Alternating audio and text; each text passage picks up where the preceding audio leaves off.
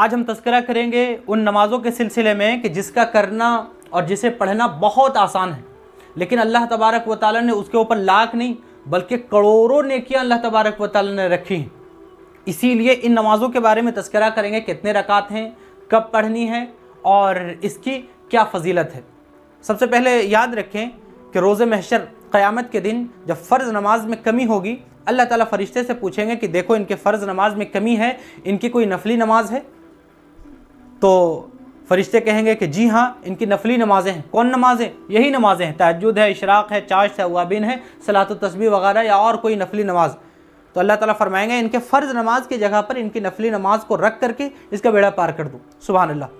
اسی لیے نفلی نمازوں کو ہلکا نہیں سمجھنا چاہیے، اور خاص کر کے رمضان میں کہ جب لاکھوں کروڑوں نیکیاں مل رہی ہیں۔ تہجد کے سلسلے میں اللہ کے رسول صلی اللہ علیہ وسلم نے ارشاد فرمایا کہ تمام فرض نمازوں کے بعد سب سے اہم اور سب سے عظیم اور سب سے فضیلت والی اگر کوئی نماز ہے تو وہ تہجد کی نماز ہے۔ اسے پڑھنا کب ہے؟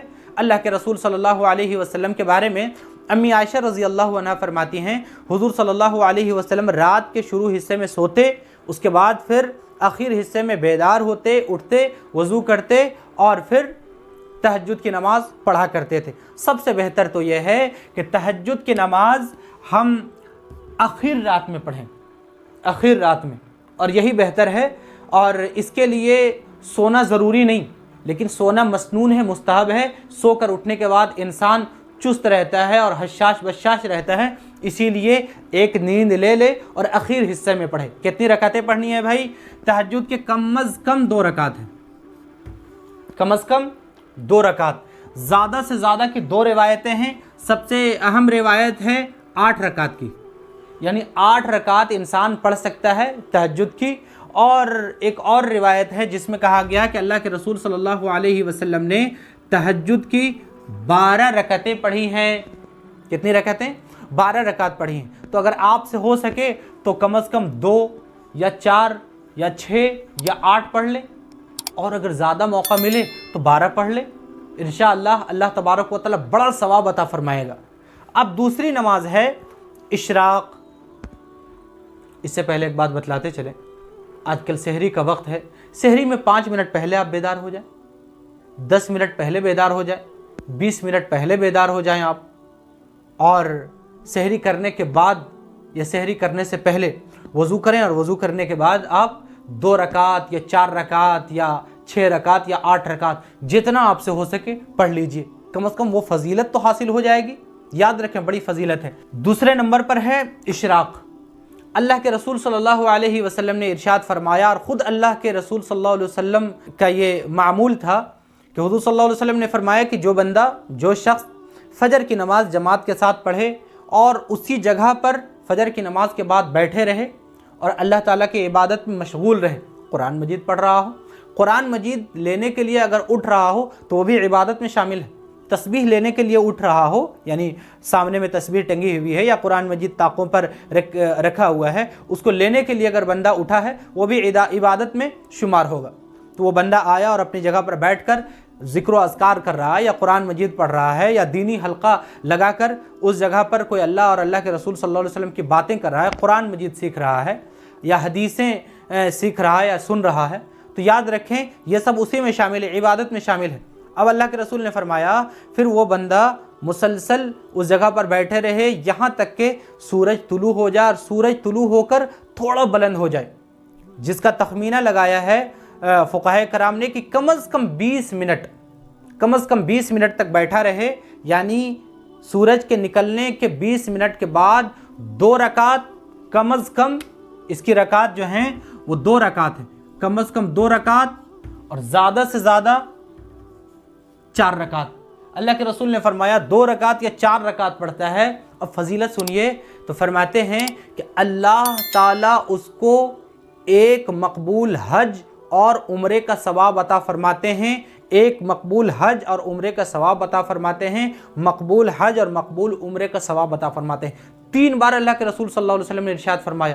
ہمارے پیارے رسول صلی اللہ علیہ وسلم کے ایک بول ہی کافی تھی، لیکن اللہ کے رسول صلی اللہ علیہ وسلم نے 3 بار فرما کر اس کو اور تاکید فرما دیا کہ بھائی جو پڑھے گا اس طرح سے جیسے کہ پیارے رسول صلی اللہ علیہ وسلم نے فرمایا ہے، اللہ تعالیٰ اس کو مقبول حج اور عمرہ کا ثواب عطا فرمائیں گے۔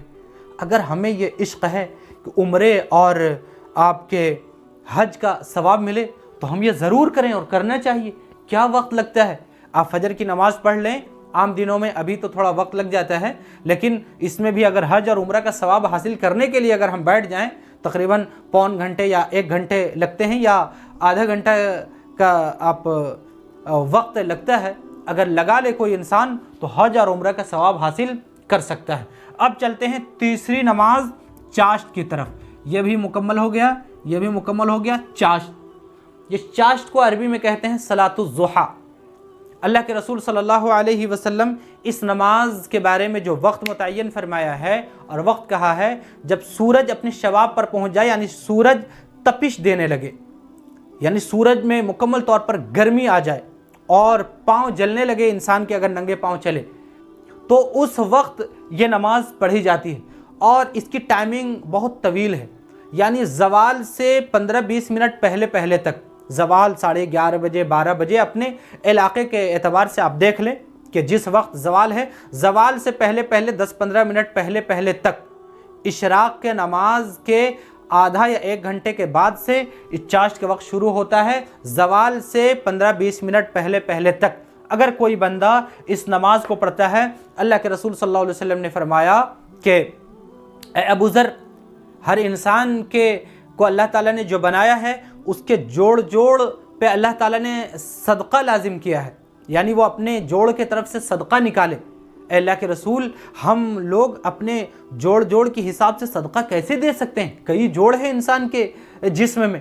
اللہ کے رسول صلی اللہ علیہ وسلم نے فرمایا کہ اگر صدقہ نہ کر سکو تو بہتر یہ ہے کہ چاشت کے 2 رکعت یا 4 رکعت یا 6 رکعت، اور بعض روایتوں میں آیا ہے کہ 8 رکعت سے لے کر 12 رکعت تک پڑھ سکتا ہے چاشت کی نماز، 2 رکعت کر کے۔ یاد رکھیں یہ سب نمازیں 2 رکعت کر کے پڑھنی ہے، یعنی ایسا نہیں کوئی 4 رکعت پڑھ لیا، نہیں، سب یہ نفلی نماز ہے، 2 رکعت کر کے پڑھنی ہے۔ یہ 12 رکعت والی جو حدیث ہے، یہ حضرت ام ہانی رضی اللہ عنہ فرماتی ہیں کہ جب اللہ کے رسول صلی اللہ علیہ وسلم فتح مکہ کے موقع پر جب آئے تو چاشت کے یعنی صلاۃ الضحیٰ جو ادا کر رہے تھے 12 رکعت ادا کی۔ تو آپ 2 رکعت 4 رکعت 6 رکعت اگر ادا کر لیں انشاءاللہ یہ سنت ادا ہو جائے گی اور آپ اس فضیلت کو حاصل کر لیں گے۔ اسی لیے یاد رکھیں اس نماز کو ضرور پڑھیے۔ بات سمجھ میں آ رہی؟ اس کا جو وقت ہے آپ سمجھ لیں کہ 8 ساڑھے 8 بجے سے اس کا وقت شروع ہو جاتا ہے، جو 11:30 بجے تک رہتا ہے، تو بہت اچھا خاصا اس کی ٹائمنگ ہے، اسی لیے یہ چاشت کی نماز آپ پڑھ سکتے ہیں۔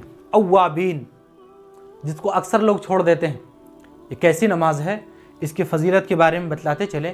اللہ کے رسول صلی اللہ علیہ وسلم نے فرمایا کہ مغرب کی نماز ادا کرنے کے بعد جو شخص اوابین کی 6 رکعتیں پڑھتا ہے، اللہ تبارک و تعالی اس کو 12 سال عبادت کا ثواب عطا فرماتے ہیں۔ سبحان اللہ، کتنی بڑی بات ہے اور کتنی بڑی فضیلت ہے۔ لیکن شرط یہ ہے کہ مغرب کی نماز کے بعد وہ کوئی دنیاوی کام نہ کیا ہو، کوئی دنیاوی بات کسی سے نہ کیا ہو، بس وہ سنت پڑھے اور سنت پڑھنے کے بعد پھر اس 6 رکعت کو ادا کر لے۔ اللہ کے رسول صلی اللہ علیہ وسلم نے فرمایا 12 سال نفلی عبادت کرنے کا اسے ثواب عطا فرمائیں گے۔ سبحان اللہ، آپ دیکھ لیں جو 20-21 دن جو باقی ہیں، صرف 20 دن دیکھ لیں آپ، 12 سال جوڑ کر، تو تقریباً اگر انسان دیکھ لے تو پھر 240 سال عبادت کرنے کا ثواب عطا فرمائیں گے۔ 12 سال، دھیان دیجئے، 12 سال عبادت کرنے کا ثواب، 12 سال عبادت کا ثواب اسے ملے، اللہ تعالیٰ دیں گے، 12 سال عبادت کا ثواب عطا فرمائیں گے۔ اسی لیے اس کو جو پڑھنے کا طریقہ ہے، اب دھیان دیجئے یہاں پر 2 رکعت یا 4 رکعت اور زیادہ سے زیادہ 6 رکعت۔ بعض روایتوں میں آیا ہے کہ وہ اگر ادا کرنا چاہتا ہے تو 20 رکعت تک اس کے بارے میں تذکرہ ملتا ہے، لیکن وہ روایت کچھ ضعیف ہے، لیکن 6 رکعت تک اس کا تذکرہ ملتا ہے۔ آج سے ضرور پڑھیے۔ مغرب کی نماز کے بعد آپ کے اور ہمارے افطار چھوٹنے والے نہیں ہیں، اسی لیے گھر میں جائیے گا۔ 6 رکعت میں کتنے وقت لگیں گے؟ भाई 10 मिनट ज़्यादा से ज़्यादा लगने वाले हैं, उससे भी कम 8 मिनट लगने वाले हैं। कम से कम 8-10 मिनट में अगर 12 साल के इबादत का सवाब आप हासिल कर ले रहे हैं तो कितनी बड़ी बात है। इसीलिए इस नमाज को ना छोड़ें। ये है सलातुत तस्बीह, जिसका तज़किरा इंशाअल्लाह हम दूसरे वीडियो में करेंगे और हमारे इसके ऊपर वीडियोस मौजूद हैं, जाकर आप देख सकते हैं। तहज्जुद की नमाज रात के आखिर हिस्से में पढ़ना है। इशराक ये सूरज के निकलने के 20 मिनट के बाद पढ़नी है। चाश्त की नमाज ये सूरज जब तपिश देने लगे, यानी जिसका वक्त आप समझ लीजिए कि 8 बजे से शुरू इसका वक्त हो जाता है, तो 8 बजे से इसको, या 8, सवा 8, 8:30 बजे से इसको शुरू कर दीजिए। ज़वाल से पहले पहले तक इस नमाज को आप पढ़ें। अव्वाबीन मगरिब के नमाज से फारिग होने के बाद, एक बात और इसके बारे में याद रखें कि मगरिब की नमाज के बाद अगर आपको ऐसा लग रहा है कि नफल नमाज ना पढ़ें, तो सुन्नत मगरिब के बाद 2 रकात सुन्नत पढ़ने के बाद आप मुकम्मल तौर पर 6 रकात आप पढ़ लें। उसी में वो नफल भी अदा हो जाएगी और 6 रकात अव्वाबीन भी अदा हो जाएगी।